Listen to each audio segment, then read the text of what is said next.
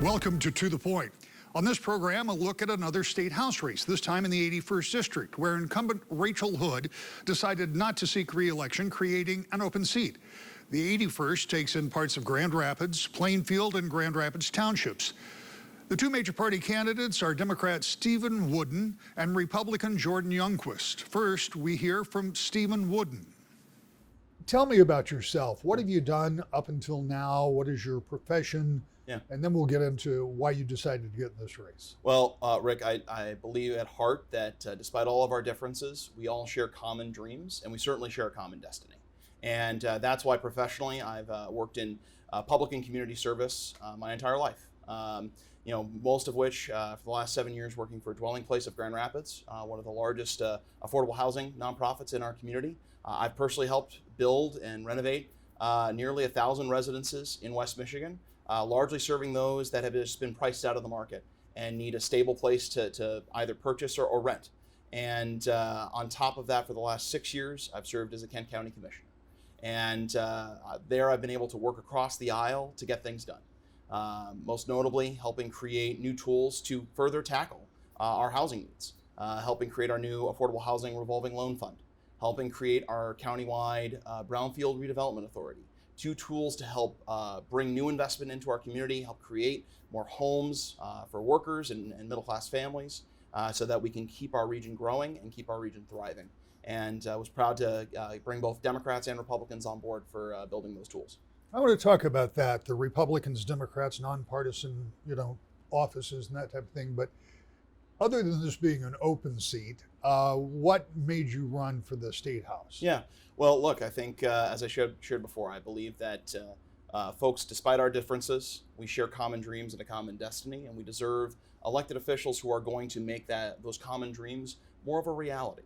That means for the legislature, I want to protect the amazing progress that's been made over the last few years, tackling the high cost of living by protecting the middle class and working class tax cut that was passed by Governor Whitmer and the Democratic legislature last year. I want to protect the repeal of the retirement tax that was repealed in 2023. I want to protect the expanded working families tax credit. I want to build on it by further addressing the housing shortage we have here in West Michigan and across our state by making sure that local communities have the right tools to build more homes that in a way that makes sense for them. I also want to make sure we're reining in the high cost of prescription drugs on life-saving medicines like insulin that's now been capped for seniors at $35. I want to make sure that cap's available for everyone. And I also want to make sure that we're protecting, as a parent, as someone who's got a young son, I know how crucial it is to start a family. I know how fundamental that decision is. And I want to make sure we're protecting reproductive freedom, protecting fertility treatments like IVF. And I also want to make being a parent a more doable job by making sure we're expanding affordable childcare, the lack of which is costing our state economy almost $3 billion a year in lost output. And I certainly want to make sure that my son and all of our kids can continue to call Michigan home by making sure we're protecting our air and our water and our climate for future generations to come. You come from a background where at the county commission level, you're not really divided by Republicans and Democrats. And I've talked to a number of people who have come from just that position and gone on to state government. Increasingly, Lansing is a very divided place, and it doesn't work the same way. So how much more difficult do you think it will be if you get to Lansing to try to build those coalitions? Because they're just, on many of the things that you spoke about, they pass with largely Democratic votes alone. Yeah. Well, look, I'm going in this wide-eyed. I realize that there are different obstacles, whether you're going from local to state government, but I do think the fundamentals are the same. Some of the ways, helping create our new countywide affordable housing fund took time to bring people along. And one of the key ways I was able to bring both Republicans and Democrats on board with tackling this issue was building the coalition of stakeholders, knowing that the lack of housing in our community is costing workers and costing businesses. And so one of our key supporters was the Grand Rapids Chamber and organizations like Housing Next. I was able to build a coalition of our business community and the nonprofit housing community and folks, stakeholders across Kent County, knowing that this was a problem. And I think ultimately, when you build a coalition of stakeholders, it helps bring the legislators on board as well. And also knowing that things do take time. I am someone who knows that in my 6 years on the county commission, a lot of the progress we've made has been in the last 2 to 3 years. It takes time to build relationships. It takes time to build coalitions. It takes time to find opportunities where you can work across the aisle. And I'm someone who's pretty patient and willing to put in that effort to get things done. That patience may pay off should you get to Lansing, because it is a trying place sometimes. Yeah. What will your main focus be? Obviously, housing and affordable housing. You laid out a kind of a litany of Democratic priorities that they've worked on in the past couple of years. But what kind of committees, if you were elected, would you like to serve, or have you given that any thought? Well, certainly I put it in the back of my head, but I want to put one foot in front of the other, and I want to get elected first. But should I be fortunate to serve, I certainly would be interested in serving in the Appropriations Committee, because in many ways it's a lot easier to work with folks across the aisle to get things included in our budget rather than get your own bill through a committee, especially if you're in the minority. And just given the current state of affairs, there's obviously, if I'm fortunate to serve multiple terms in the legislature, there may be times I'm in the majority and there may be sometimes I'm not. And as someone who's always been in the minority his entire time in government, I'm prepared to find ways to get things done no matter what. Certainly, if that's not available to me, there is a housing policy committee that I'd be very interested in serving on, as well as the energy committee. I did spend a period of my career working for the Trade Association of Clean Energy Businesses. I do know that our economic future is integrally tied with our ability to make the transition to clean energy, and we have amazing opportunities being a leader in the Midwest on clean energy jobs. I don't want to lose that fight to Ohio, and I also want to make sure that that we're leading that into the future. And then on top of housing or energy policy, certainly have a love of local government. I believe we get things done locally, and being able to make sure that our local governments have the tools they need to succeed, and the resources they need to provide key services. Up next, Jordan Youngquist, the Republican candidate in the 81st House District. Tell me about your background. Where have you been? What have you done? What brings you to this point? So my background, I started in agriculture. I grew up on a farm outside of Kent City, Sparta area, over on Fruit Ridge and 14 Mile. Grew up there, raised apples for a living with my parents, Mark and Kathy Youngquist. We did that for 15, 16 years, and now I'm raising, no longer in the crops, but now I'm doing house flipping and renovation work.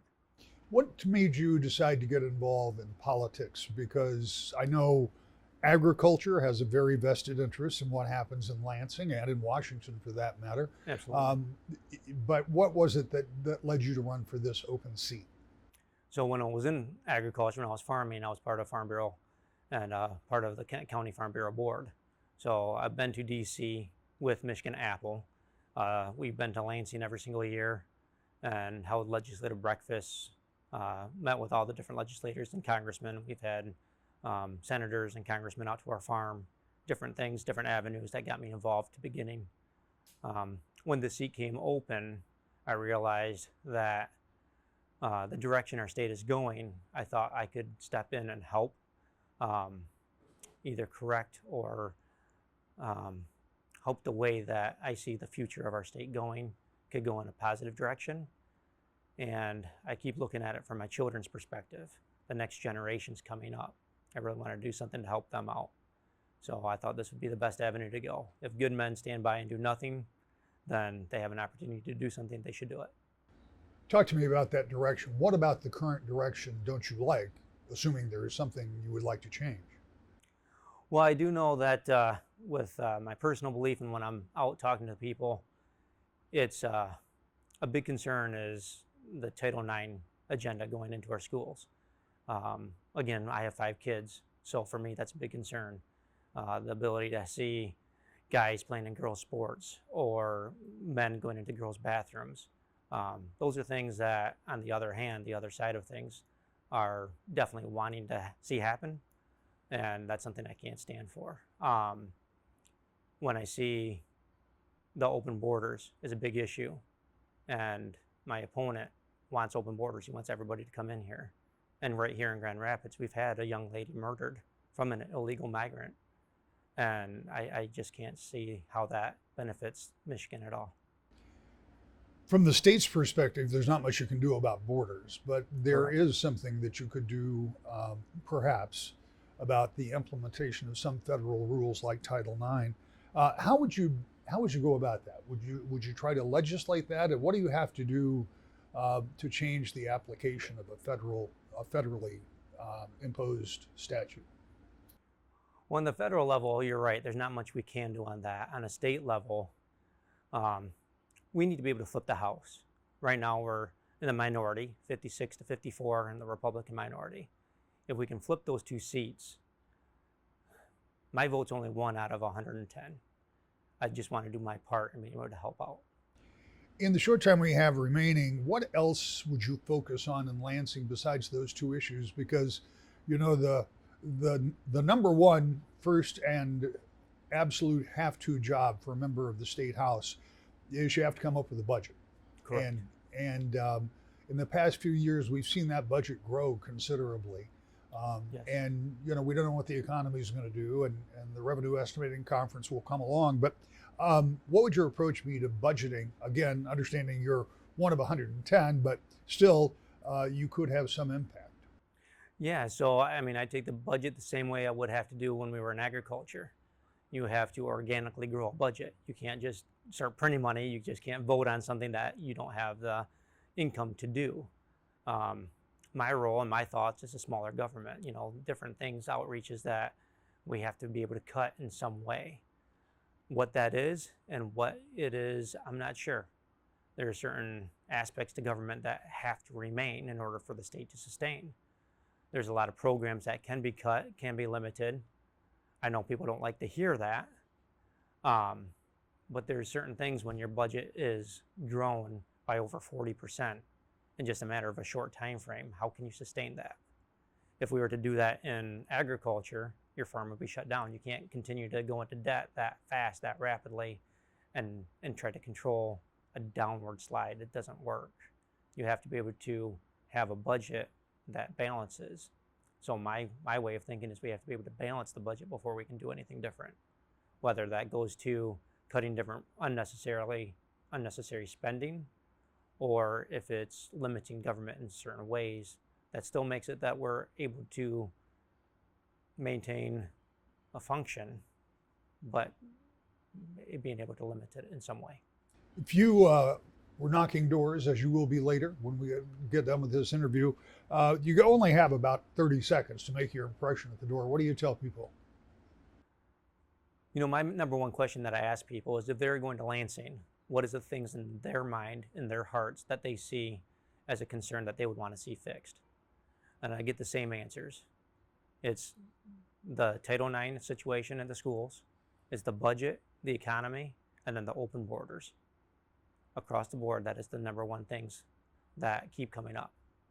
Minnesota Governor and Democratic Vice Presidential candidate Tim Walz was in Grand Rapids on Thursday. In these clips from the visit, he talks about what he and Vice President Kamala Harris would do in office while criticizing Donald Trump for his debate performance and what he sees as bad policies. To all of you in here are teachers. It made me an eternal optimist, but it also made me understand. I supervised the lunchroom for most of those years I taught too. And we can have joy, and we can do things, and we can be nice, but I'll tell you the one thing we're not going to do, we are not going to tolerate a bully in that lunchroom or in our politics. And again, I'm going to go back to this. Kamala Harris has a lot of practice on putting bullies in their place, and the one thing I want to be clear about is, coming back to, no one should have been surprised by how she performed on that debate stage. From her time as a prosecutor, to her time as a county attorney, to her time as the Attorney General of the largest state in the nation, to her time as a United States Senator, to her time as our Vice President. Every day, every single day, putting the American people first. She took on the predators. She took on the fraudsters. She took down career criminals and powerful corporate interests, which, by the way, was on the stage the other night, all those things. So this time, just to be clear, that criminal being on the stage got put in his place. All those things were wrapped up into one guy. And I think many of you recognized she used a wonderful line. He's not dealing with that very well. He's not dealing with that very well. But here's what she did simultaneously. And this is what true leadership looks like. And she says this time and time again, and I love it. A mark of true leadership is not who beats people down, it's who lifts people up. Who lifts them up. So when it's a bully and there's a time, she proved she can beat some people down if they need it, which he needed it.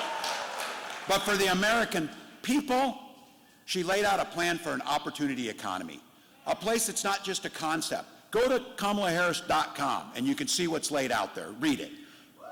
Tell your friends, send it to your relative that you're dreading seeing, get it out to them. Because you know what? They watched that the other day, and I don't hear them out there much. I don't see them out there much.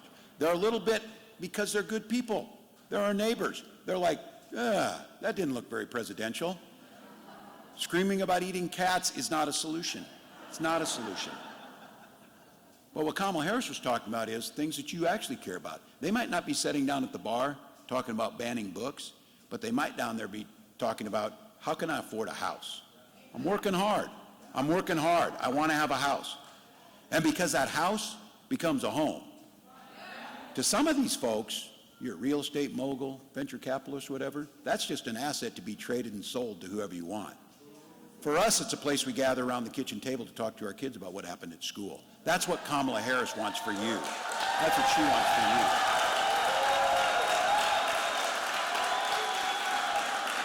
She knows that folks are being squeezed on grocery prices, but let's all be very clear here, folks. You know this in Michigan. I'm a Minnesota guy. Those of us who've been on farms, farmers are getting $3.90 for a bushel of corn and barely $10 for soybeans. They're not getting rich.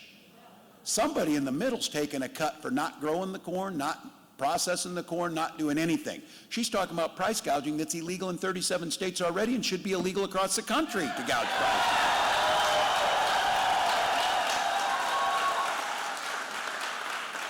And in this country, the richest country on earth, it's an absolute disgrace that folks have to ration their drugs because they can't afford them. Because trust me, Big Pharma's doing just fine. We need to make sure that folks get their insulin at a price of $35 each, get the drugs that they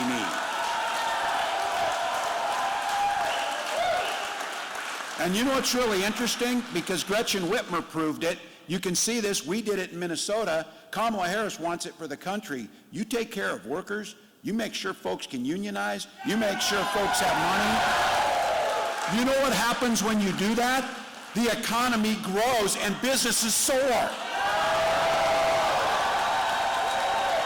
She wants to make it easier for any one of you. If you want to start a small business, cut the red tape, give you a tax cut, and let you start that dream that you want to get going.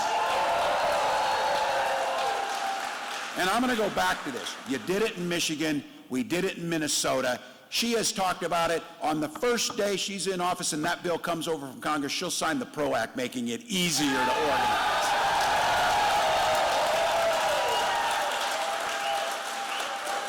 That ability to collectively bargain. You know, we did something in Minnesota that I'm like, maybe we ought to do everywhere, is we also made it against the law in Minnesota to have employers put you in a room and give you anti-union propaganda.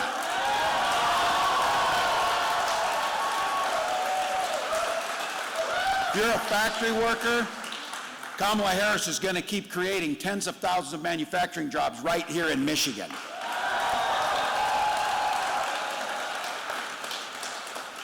And by the way, well, the Trump administration, even if you don't count the jobs lost under COVID, Kamala Harris and Joe Biden created 6 times more manufacturing jobs than Donald Trump ever did. And for governors, we got to get things done. Your governor here made it clear, because of what Kamala Harris was able to do, you're able to have your governor show the rest of the country how to fix the damn roads. And that's something that happened. Historic investments, historic bipartisan investments in infrastructure. And no matter who you are, and this is fundamental, Kamala Harris is out there fighting to make sure you have the freedom to make the choices about your life and your family, not government. Some of you are old enough to remember when Republicans used to talk about freedom, they meant it. Not these guys. This means the government should be free, invade your doctor's office, invade your school library, even invade your bedroom. Let me say this too. It is weird as hell to think about other people's bedrooms. It is weird as hell. So look, we in Minnesota and Michigan across this country, we respect our neighbors for their personal choices. We might not make them. We might not make the same choice, but we respect them. That's for you to make, for me to make. In Minnesota, I've talked about this, and I think this is a national golden rule because I've talked about it. You know how society works best is when you mind your own damn business, things work better. So we'll continue to talk about freedom, that people make their health care decisions, not politicians.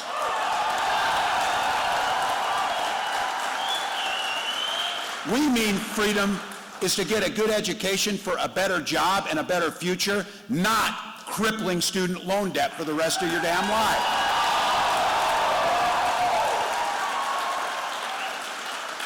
And they don't want to talk about it, they want to avoid it. Freedom means our kids being able to go to school without being shot dead in the halls.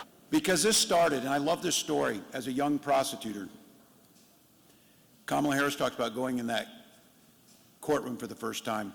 Kamala Harris, for the people. She's had one client. That's the people of this country.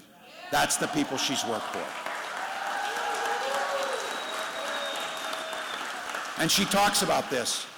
When she helped those folks, when she was in that classroom, or in that courtroom, same way with the classroom, I would say, for all of us. Because this is true too. Man, the symmetry is just too beautiful on that one. She didn't do it and I didn't do it. I didn't ask if someone was a Republican or a Democrat. They're an American. And they came in that courtroom. They came in that classroom. They're to be treated that way. That's what she's done every single day. But the question she asked him is, are you okay? What do you need? That's what leadership looks like. So look, on Tuesday, and again I'll say this, no surprise, but I do think we should probably lift it up one more time. Kamala Harris did her job on Tuesday.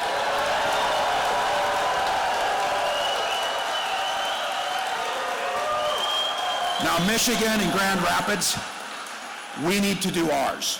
We need to do our job. Look, the way our country is, I'll go to my grave maybe not understanding it, but you know what? There'll be a time to think about that later. This is going to be a razor-thin election. We're still the underdogs in this thing. But here's the beautiful thing. We get the opportunity to affect that outcome. We get the opportunity to decide in 54 days what type of country we want. So for each and every one of us, this is the time to put it all out there. You heard me say this, all gas, no brakes, we're going to sleep when we're dead. The presidential race is very close nationally. The Real Clear Politics average of polls shows Harris up by 1.5% and leading in the 3 polls taken after the debate. In Michigan, no post-debate polling data is available. Here, Harris leads Trump by an average of 0.9 of a percentage point. With about 7 weeks to go, the state and this election appear to be up for grabs, and we'll keep following it every week to the point.